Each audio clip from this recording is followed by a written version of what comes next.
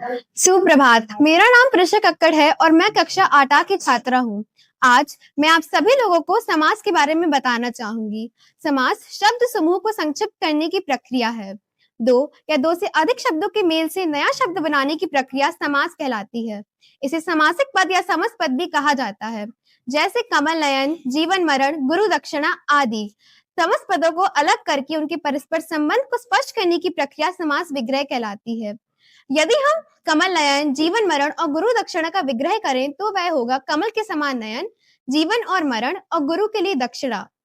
समास 6 प्रकार के होते हैं: अव्ययीभाव समास, तत्पुरुष समास, कर्मधारय समास, द्विगु समास, द्वंद्व समास और बहुव्रीहि समास। अब मैं आद्य को बुलाना चाहूंगी जिससे वे आप सभी लोगों को अव्ययीभाव समास के बारे में कुछ बताए। अव्ययीभाव समास जिस समस्त पद में पहला पद छोटा या अव्यय होता है और शब्दों को मिलाकर समस्त पद अव्यय हो जाए उसे अव्ययीभाव समास कहते हैं। जैसे यथाशक्ति, शक्ति के अनुसार। अव्ययीभाव समास में एक ही शब्द को 2 बार बोलते हैं, जैसे हाथों हाथ, रातों रात। अब मैं दिव्यांशी को बुलाना चाहूंगी ताकि वह तत्पुरुष समास समझा सके।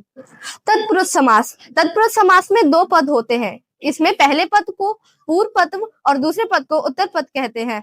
इस समास में दूसरा पद यानी कि उत्तर पद प्रधान होता है। यह समास कारक की विभक्तियों के ऊपर चलता है।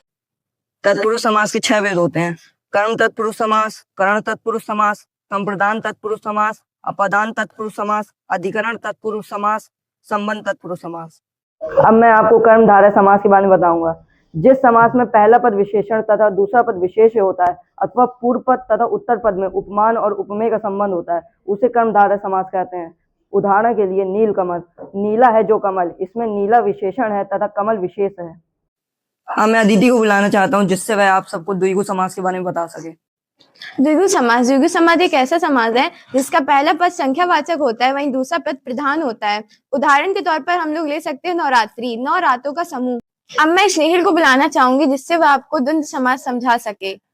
द्वंद्व समास जिस समास में दोनों पद प्रधान हो तथा समास विग्रह करने पर और का लोप हो जाए उसे द्वंद्व समास कहते हैं, जैसे माता पिता। अब मैं अरिंदम को बुलाना चाहूंगी जिससे वह बहुव्रीहि समास समझा सके। बहुव्रीहि समास में 2 पद होते हैं, पूर्व पद, उत्तर पद। इसमें न पूर्व पद प्रधान होता है न उत्तर पद। इस समास में कोई तीसरा अन्य पद ही प्रधान होता है। उदाहरण: पहला लंबोदर, लंबा है जिसका उदर अर्थात गणेश। दूसरा पीतांबर, पीला है जिसका अंबर अर्थात विष्णु। आशा है कि आपको समास के बारे में अच्छे से समझ आ गया होगा। धन्यवाद।